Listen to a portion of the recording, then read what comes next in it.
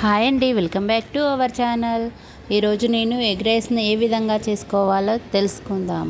ఎప్పుడూ చేసుకునే విధంగా కాకుండా ఇలా డిఫరెంట్గా ఒకసారి ట్రై చేసి చూడండి. వారానికి 2-3 సార్లు అయినా కూడా మళ్ళీ చేసుకొని తింటారు.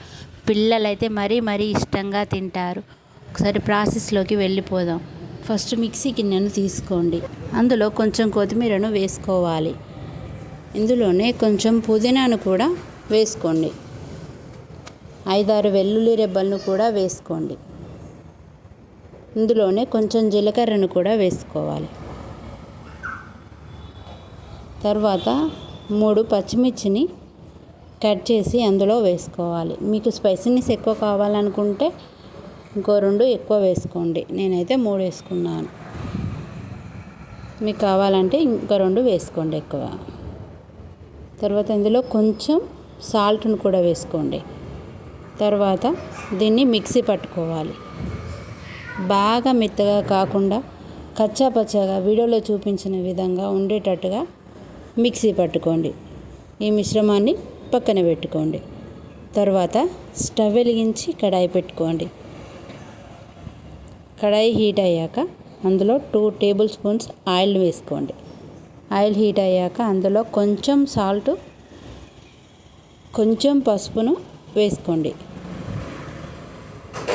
అందులోనే 2 ఎగ్స్ను అందులో వేసుకోండి. ఎగ్స్ వేసిన వెంటనే కలపకూడదు. కలిపినట్లయితే అవి చిన్న ముక్కలుగా విరిగిపోతాయి. కొంచెం ఫ్రై అయ్యాక తర్వాత వాటిని కలపండి. ఇప్పుడు ఫ్రై అయినటువంటి ఎగ్ ముక్కల్ని తీసి ఒక గిన్నెలో వేసి పక్కన పెట్టుకోండి. తర్వాత అదే కడాయిలో కొంచెం ఆయిల్ వేసుకోండి.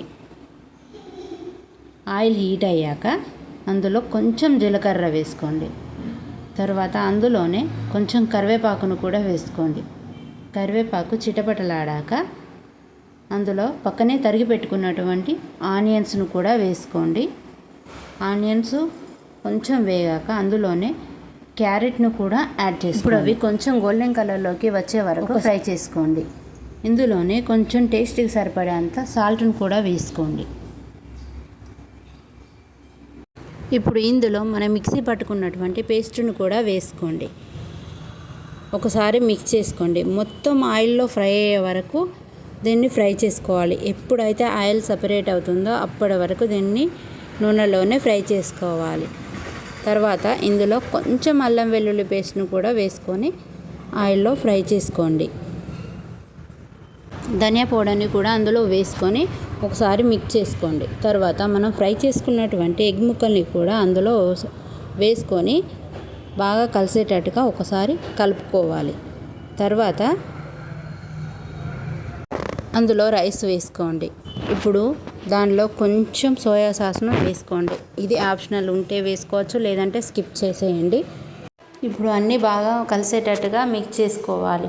2 to 3 మినిట్స్ తర్వాత అందులో కొంచెం పుదీనాను వేసుకోండి. అలాగే ఇంకొంచెం కొత్తిమీరను కూడా వేసుకొని 1 మినిట్ వరకు స్టవ్ను సిమ్లో ఉంచి దాన్ని కలుపుతూ ఉండండి. అంతే, ఎంతో టేస్టీ అయినటువంటి ఎగ్ రైస్ అనేది రెడీ అయిపోతుంది. అంతే. ఈ విధంగా ఒకసారి ట్రై చేసి చూడండి. టేస్ట్ ఎలా ఉందో నాకు కామెంట్ చేయండి.